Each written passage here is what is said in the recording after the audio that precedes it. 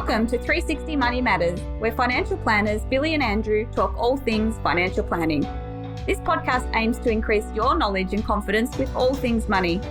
Each week, they will cover topics like wealth creation strategies, investment principles, creating passive income, paying off your debt faster, and much, much more, so you can live a life on your terms without limits.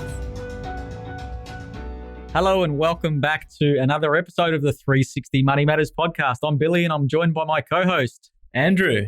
Billy, in the last episode, you talked about how we always start the podcast the same way. Now I can't stop thinking about that.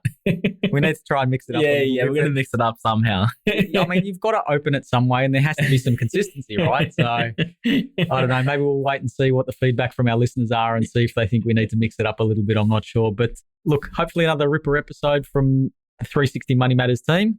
Yes. You and I in our boardroom. A recording studio, that's spare office, whatever you call it. Bring in another episode. And today we're talking about super contributions and I guess how that ties into a broader sort of wealth creation strategy and why do it. That's probably the crux of it. And then doing a little bit of a deeper dive into some of the intricacies and some of the things that we tend to concentrate on when we're talking to people about superannuation contributions and retirement planning and wealth creation for the longer term. So yeah, let's kick it off and away we go. Yeah, absolutely. So as Billy said, we're talking today all about super contributions. How do you maximize it? How do you get more in? But taking it a step back, what do we need to do it for? Why, Billy? Are we making super contributions? Very good question. I guess there's probably three things that stem to mind when we're talking to people about this. And knowing that with superannuation, it's quite a unique vehicle. Obviously, it's a tax environment, first and foremost, that's concessionally taxed. So in Australia, it's the best tax opportunity that you're going to get. So first and foremost, there's paying less tax. That always is a great thing in everyone's opinion, I'm sure. First and maybe foremost, not the government's, but well, that's it. Who was it? Kerry Packer that said you pay as much tax as you legally need to, and then you don't pay $1 more, right? Exactly right. So paying less tax is definitely the first part. The second thing is with superannuation in particular, there are rules around preservation. So when you can access it, that tends to lead to the ability for people not to tweak with it too much, the compounding effect to take place, long-term investment horizon. So ultimately, it's a really good opportunity to be able to build up assets to provide an income stream for people when they're no longer able to or wanting to continue with their work at some particular point in time. And ultimately, what that supports is, we're pretty lucky in Australia. We've got a superannuation age pension or a social security system in place. But the truth is, in my opinion, it's probably not enough to be able to support a particular lifestyle that people want at that particular age. So they're really the three, I guess, main things that come to mind when I'm talking to people about superannuation contributions and why we should be paying particular attention to our super. They're probably the three areas that I'm talking to them about the most, Andrew. Yeah. Well summarized. And just to touch on it, and sort of highlight the fact, as Billy said, there's a few reasons to do it. You want an income stream, or you want some funds to be able to provide an income stream once you retire. Having more money than obviously just the age pension. And the big thing and the thing that kind of excites most people is paying less tax. And the tax is something that can impact not only your tax today, but also your tax in the future as well. So you consider someone who's retiring or planning to retire in the near future or approaching age 65. If they're still working, you have the ability to contribute additional funds to superannuation in a concessional tax environment. And by contributing additional funds, you're not paying your marginal rate of tax. So you're getting a tax saving by contributing additional funds. And in addition to that, when you do decide to retire, or if you turn over the age of 65, superannuation is taxed at 0% on earnings for funds that are in pension phase. It's also 0% tax on withdrawals. And so there's not only the tax benefit at the time of making the contribution, but there's also the tax benefit when you decide to provide an income stream or when you meet certain conditions in the superannuation environment. So definitely some really good incentives in relation to adding additional funds to superannuation, and certainly something that should be considered hopefully as early as possible. But from what we tend to see, it's something that people consider as they start to approach retirement, and as it all sort of starts to come to fruition. Really well said. I mean, if you go back to the income stream requirement for retirement and picking a particular number, whatever it is, it's obviously different for different people. But if you then talk about a gross number, obviously you have to pay tax on that in any other situation in the investment world. Whereas if you're talking specifically superannuation, and there's some certain amounts, and we'll talk about the transfer balance cap and things like that later, but if that amount then converts to a net or an after-tax amount, that's where the power of this thing really is, because you're not losing money to pay the tax man because it's in super. You've actually paid your tax along the way. So that's a really huge distinction, because you're not losing, you work your way through the tax brackets. You're not losing 30% going to the tax man. You're getting all of the money available without paying any tax to be able to use to support your lifestyle. So if you plan that right, the most favorable environment that you can absolutely get, which is the reason why, any long-term wealth creation, we're always spending a significant amount of time talking about superannuation planning, and in particular, superannuation contributions, which is probably a good segue into the amounts of money that we can get into super, Andrew. I mean, we should know that our employer pays 10%. That's the legislated amount that needs to go in, our super guarantee contribution.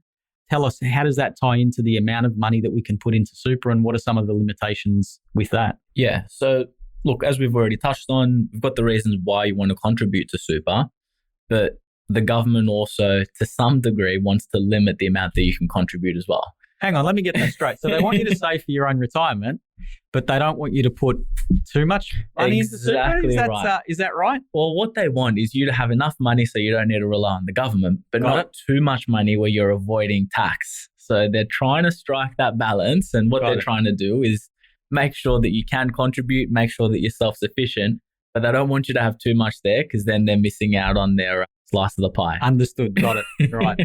Another thing that I don't understand about the taxation system, but that's for another podcast. I think we need another series in the podcast of just Billy's opinions. Yeah, nice. So look, when you're talking about contributions to super, there's two important distinctions that you need to make. There's concessional contributions and non-concessional contributions.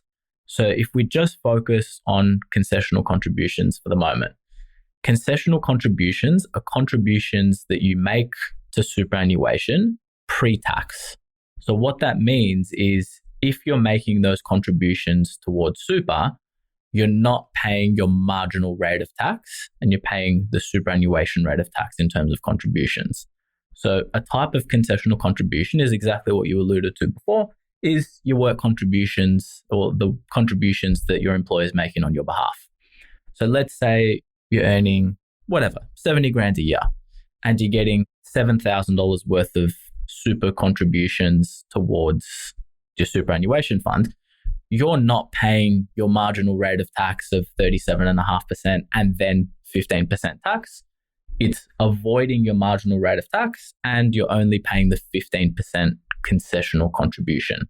Another form of concessional contribution is salary sacrifice, or pre-tax contributions that you claim a tax deduction on at the end of the year. But effectively, it's you telling your employer, hey, don't pay me $10,000 extra a year, put that towards my superannuation fund. And what that means is that you're avoiding paying your marginal rate of tax, and you're paying the superannuation rate of tax.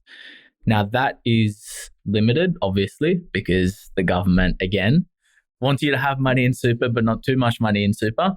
And that's capped at, or at this current point in time, $27,500 per year in terms of your total concessional amount of superannuation contributions. Yep. And that also includes the 10% that your employer is paying into your superannuation as well too. So depending on where you fall from a salary or a remuneration perspective, some of that $27,500 will already be taken up by your employer contributions. Exactly. So important to try and calculate that out and project what your employer contributions are going to be, because it's all too often where people consider, oh yeah, I've got $27,500, I can salary sacrifice or put extra towards super and claim a tax deduction on. But if your employer is also making contributions, if you're earning commissions, and so you're not exactly sure what your contributions are going to be, make sure that there's a buffer room in there as well. Yep. And there's also a catch-up contribution limit amount available as well too, which is essentially if you've got a superannuation balance that's less than 500,000, and since 2018-19 financial year, if you didn't use your full concessional contribution cap, you can actually catch those up and bring or put additional money into super to absorb what you didn't use in those particular years. So that's just basically a way for the government to help support people getting more money into their superannuation fund. Exactly right. And this is going to make a little bit, or this is going to sort of murky the waters a little bit once we talk about non-concessional contributions. But when you're talking about concessional contributions, so tax deductible, you look back, not forward. So you're looking back and it's 5 years starting from the 18-19 financial year. Yep, got it. I guess one of the good things from a planning perspective, if you've got available cash, if you've got the appetite to put it into superannuation, if you've got the room in your catch-up contributions, it could be an idea to consider in a financial year where your income is going to be high. Maybe you've sold some assets and there's a capital gain that you want to try and offset, or maybe you're going to get a really large bonus or something like that. So that could be a consideration to try and manage your tax as well too. So from a planning perspective, it provides a lot of opportunity from that point of view, as well as obviously increasing your superannuation balance, which is always a good idea anyway. Exactly right. Exactly right. Andrew, what about an after-tax contribution? Yep. So non-concessional contribution? So after-tax contribution is exactly how it sounds. So this is money that you've already paid your marginal rate of tax. It's already in your bank account. And so you're putting towards your superannuation after tax. So you've got an amount of money sitting in your bank account and you decide for the purpose of any one of those three reasons that we were talking about to put it towards superannuation. You can put it in as after-tax contributions towards superannuation. What that means is when you contribute those additional funds towards superannuation, you're not getting a tax deduction. However, you're also not paying tax on entry. Mm-hmm. So whatever money you put in is the amount 15%. Exactly right. Exactly right. So in that instance, why would you put, if there's no real tax incentive, I mean, you've already paid tax on the money, but why would you do it? Multitude of reasons. Let's talk about, and it doesn't exactly have to be in the manner that it's just money that's sitting in a bank account. But if you consider that scenario that someone is aged, let's just say age 65, for instance, because that's kind of one of the key dates. After the age of 65, when money's sitting in pension phase or in retirement phase in superannuation, there's a 0% tax on earnings. So let's say you're approaching retirement, as Billy is. I was waiting for that. I saw the smirk on your face. You're approaching retirement and you want to contribute money, or you want to maximize the amount of money that you have in a tax-free environment. What you do is you take money that's sitting in your bank account, contribute it towards superannuation, and until, touch wood, the day that you pass away, you're paying 0% tax on earnings, 0% tax on withdrawals. So there's a really big incentive there. The other thing is you don't have, or you want to create an income stream towards retirement. Obviously, in order to create an income stream and not diminish the balance, you want to have sufficient assets or you want to have that money invested. Investing in your own personal name is going to mean that you're effectively paying tax on your own personal marginal tax rate. However, investing inside the superannuation environment, again, is taxed at 0%. So you're creating an income stream in a tax-free environment. So the tax advantage is there, but maybe just not at that point in time. Exactly right. Exactly right. And also boosting up your super balance, right? I mean, that's obviously a good thing. So being able to do that, you're creating wealth for you for some future date that you're going to access it. So that's always a positive as well. Yeah. I think that's probably a separate topic in itself, but there's other reasons that potentially could be beneficial. So from an estate planning piece, there's recontribution strategy, which is basically limiting the tax that's paid to your beneficiaries in, again, the event of you passing away. But that's a fairly complex, well, not complex area, but that's something that's probably a separate discussion outside of this. But there's a multitude of reasons that you do it. Mm-hmm. Mm-hmm. And sort of as we touched on earlier, it's limited because they don't want too much money that you can put towards superannuation. So what are the limits in relation to non-concessional contributions, Bills? So $110,000, I mean, it's a fairly generous amount, but $110,000 every financial year. which is good and it's decent. And the thing that you need to take into consideration with this is we're talking and we're using these numbers like they're throwaway numbers, but having $110,000 available after tax in order to contribute to your super is a significant amount of money to have.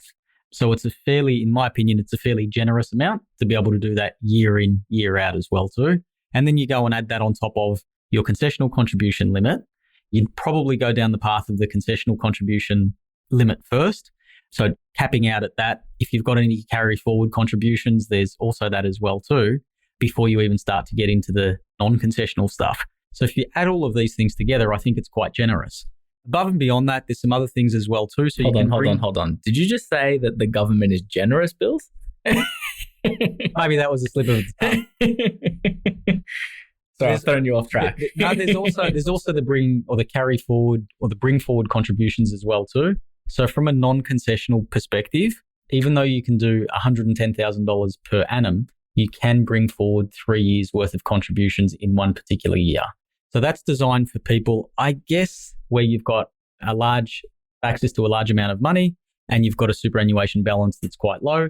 If you need to top it up quickly, there are some provisions available to be able to do that through the non-concessional after-tax contribution. Yep. And the other sort of reasoning behind that as well is, and it's a calculation that needs to take place, but let's say you've got a portfolio of shares that's sitting outside of superannuation and that's valued at $300,000. As you start to approach retirement, having a look at, hey, what are the capital gains implications going to be if I sell that and then contribute it towards superannuation versus if I retain it outside of superannuation and pay tax on my marginal rate of tax upon retirement. So one of the other ways is not just looking at money that's sitting in a bank account, but your assets that you're holding outside of super. And how can I convert that into how can I move that into a more tax efficient environment as I start to approach age 65 or age 60 and no longer working, the environments within super that are tax free. No, well said. One of the other ways to get money into super, and this probably leans into, and it's relatively new, but this probably leans into, I guess, the position that we find a lot of people in, and everybody has heard the saying where people are asset rich and cash poor. We find that a lot of time, unfortunately, with clients that maybe haven't put as much planning into their retirement as they should have back in the day, but the government have got a downsizer contribution available as well. And that's really, I guess, to transfer the wealth from your house and turn that into some sort of income stream, because the truth is you're owner-occupier, you're not deriving an income from it, hence the term asset-rich, cash-poor. Andrew, you want to talk us through the downsizer contribution and what that looks like? Yep. So if you sell your family home, so residential property that you're living in, a couple or a person is able to contribute $300,000 each. Now, provided that you're doing so after the age of 65, so there's an age limit, hence downsizer. So you sell your family home after the age of 65, you can put in $300,000 each towards superannuation and it doesn't impact either of your concessional or non-concessional contribution cap. And it has to be your owner-occupier property? It has to be your owner-occupier property. Yeah, so you can't sell an investment property. It has to be a property that you're living in. And there are some restrictions around that in terms of how long you have to be living in the property. So you can't just, turn an investment property into an owner-occupier and then sell it off straight away. So the idea of this is generally what we see tends to happen is kids are off your hands, they move out of the house, you're in this big family home.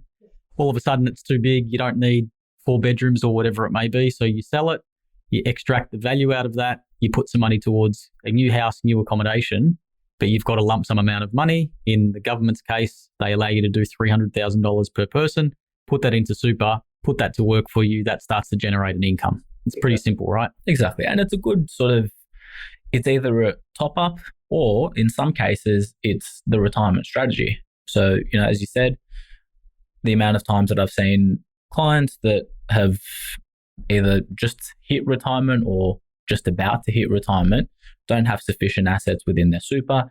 Age pension isn't going to be enough in order to cover their lifestyle. And so you basically sell the family home, don't need such a large space, move into a smaller property, and then that excess amount goes towards superannuation, provides an income stream, provided that you're not breaching the assets test and income test from age pension, but you continue to receive a portion or the full age pension, and you also have an additional income stream as well. So yeah, really great initiative and something that should definitely be spoken about because yeah, an extra $300,000 each, so $600,000 in a tax-free environment.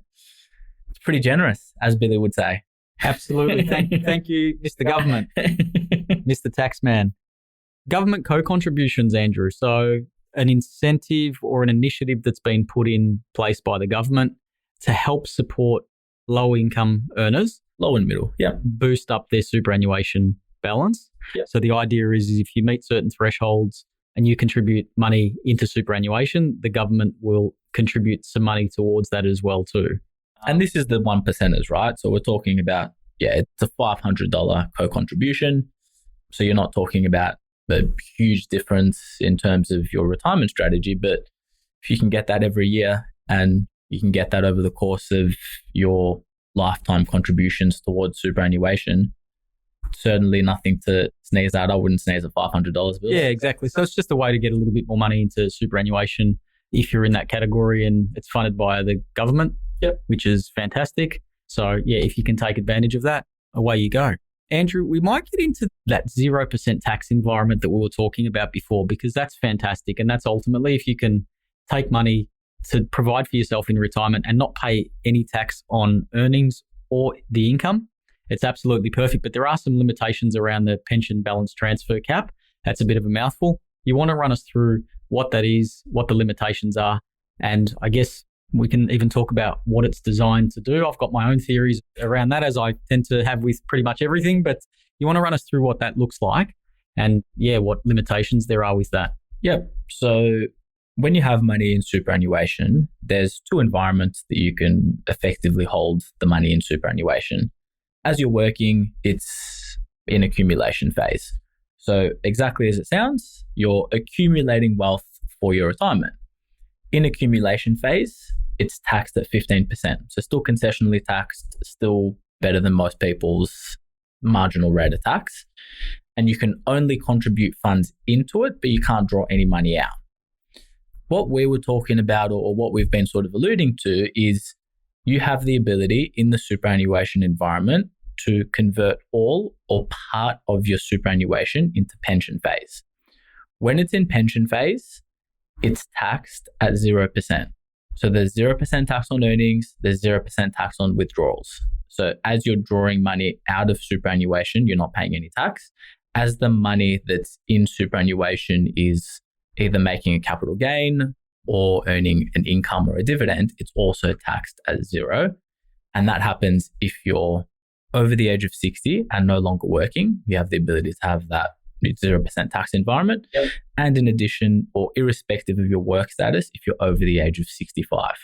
Now, as we were saying earlier, you want to have money, or the government wants you to have money in super so that they don't need to fund your retirement, but they don't want you to have too much money in super. So there is what's called a transfer balance cap, and that's capped at $1.7 million per person. So you can have per person, so 1.7 million in that environment that you were talking about before, where it's attracting 0% tax. Yep, understood. What about if you've been lucky or you've invested well and you've got money in excess of the 1.7 million? I mean, what happens to that? So if it's in excess of $1.7 million, so in pension phase, $1.7 million is the maximum limit. However, you can have $300,000. So let's say you've got $2 million, $300,000 in accumulation phase, concessionally taxed at 15%, and 1.7 million pension phase, and that's taxed at 0%. So you can still have more money in superannuation, and depending on your circumstances, depending on your income, because there's also obviously the tax-free threshold when you're talking about your personal income. But in some instances, you're better off if you've got significant assets outside of superannuation to still take advantage of the 15% tax. However, the transfer balance cap is $1.7 million in pension phase. So the limit in terms of the amount of money that's taxed at 0% is 1.7 mil. So 1.7 mil, zero tax. Yep. Anything above and beyond in excess of that, we're talking a tax rate of 15%. Exactly. And that 15% is, or that amount that's in excess of 1.7 mil, go up to as high as you want. Like there's no restrictions around how much you have in that environment, only in how much you can contribute. Hence why we're talking about maximizing the contributions towards this environment. I've always been conflicted with the pension balance transfer cap because 1.7, let's just talk about a couple. So we're talking $1.7 million each, right? If you're at that level, the household income or the level of income that you're drawing tax-free is really significant and it's quite generous. And if you've managed to get into that position, fantastic, that's great. The other side of me, so thinking about that generosity, but then the other side of me is thinking, hang on, you've worked all your life, you've invested well, you've worked hard, I'm sure. Why are you paying tax on? So it's like you can have enough money in super and not pay tax, but if you've done too well, we're actually going to start taxing you. And I've always been, because that's something that's come in recently as well too. So I've always been conflicted with this, but look, that's for the Billy's philosophical podcast. That's the other podcast sort of further down the track. But look, if we're talking those types of numbers, going back to the original question around why contribute extra to super, having that type of money in per person in different accounts should be more than enough, which is obviously tax-free as well, but should be more than enough to support the majority of people's lifestyles that they're going to want to have in retirement. Yeah. If you can have 1.7 mil as an individual in super, and hopefully you have assets either outside of super or you've paid off all your debts and don't have a mortgage or don't have any significant expenses. Again, depends on your situation, depends on your level of spending, but hopefully that should be enough in order to be able to cover a level of income in order to support retirement. Got it. Yep. The only other thing that I'll go back to, Andrew and I, we pivoted away from this because we probably needed to get clarity around the pension balance transfer cap. But there's also a spouse splitting option available with Inside Super, and there's different strategies and there's different reasons why you'd take advantage of that. Do you want to give us a rundown as to what spouse splitting is inside Super and maybe some of the things that we consider when we're talking to people about it as well too? Yeah, so spouse splitting is exactly what it sounds like. You've got a spouse and your contributions towards superannuation, you're allocating a portion of your own contributions towards your spouse's superannuation fund instead of your own. There's a few reasons to sort of do this, and a couple of the main reasons are, one, in order to take advantage of that transfer balance cap. So let's just say you're approaching that $1.7 million, or you project forward and know that by the time you reach retirement, you're going to hit that 1.7 mil. You're going to want to spouse split towards your partner in order to be able to take advantage of their $1.7 million cap. So ideally, you'd want, if you're approaching it, anything in excess or leading up to it obviously goes to someone else, so you stay below that 1.7. Yep, exactly right. Another reason, another sort of purpose for spouse splitting contributions is if someone is significantly older, or not even significantly, but if one partner is significantly older than the other, then you want to transfer money towards the older person, again, within that $1.7 million cap, but you'd rather be holding superannuation in that person's name so that A, you take advantage of the tax-free environment as you approach age 65. And in addition to that, also being able to make sure that you're going to be able to access the money sooner rather than later. So superannuation's an asset class that it's, from a tax perspective, fantastic. Hopefully, if it's invested right, it's compounding and doing very well. But you can only access it if you meet a condition of release. And so for most people, that's approaching age 60 or 65. And if someone's 10 years older than the other person, then you want to contribute the money towards the person that's older so that you can access the money sooner rather than later.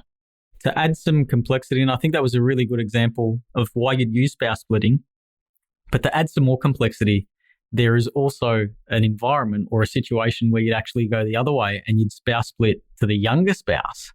So in the instance where maybe you don't have not necessarily enough money to fund yourself in retirement, but maybe you're in a position to access the age pension in the future. After you turn 65, your superannuation assets become accessible in the eyes of Centrelink.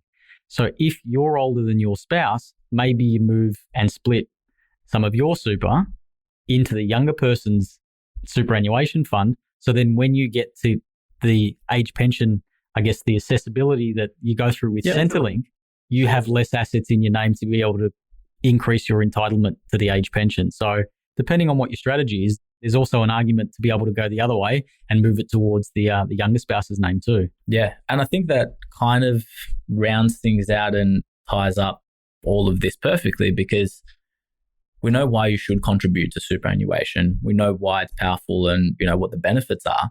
There's a variety of ways that you can contribute to superannuation, whether that's concessional, whether that's non-concessional, whether that's spouse splitting, whether that's downsizer contributions, whether that's government co-contributions. There's so many ways that you can contribute to superannuation. And ultimately, the question should first and foremost be, should you contribute to superannuation?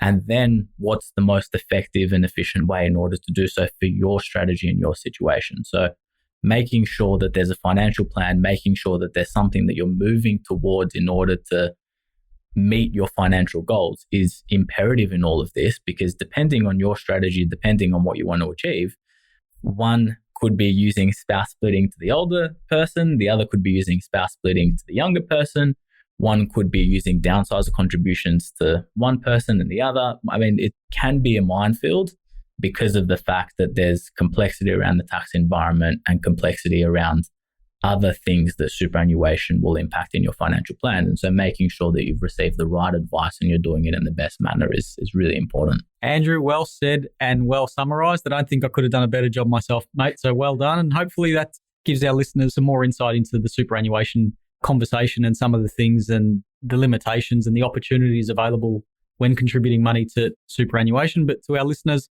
as always, if there's anything that we've spoken about that's of interest or you needed any further information, feel free to reach out. Contact details, as always, in the show notes. But Andrew, once again, thank you for your time. That was a really good session. Thanks for another informative podcast, Bills. And thanks again to all the listeners for tuning in for this one. We'll catch you on the next one. See ya. Thanks for listening today. If you have any questions on what we talked about or would like to have a chat about your money journey, visit us at 360fs.com.au. Just a reminder to our listeners that the information contained in this podcast is general in nature and it is not intended as personal recommendations for the audience. Please consider whether the information suits your circumstances before acting on it. This information is provided by Billy Amaritis and Andrew Nicolaou of 360 Financial Strategists Proprietary Limited, authorised representatives and credit representatives of AMP Financial Planning.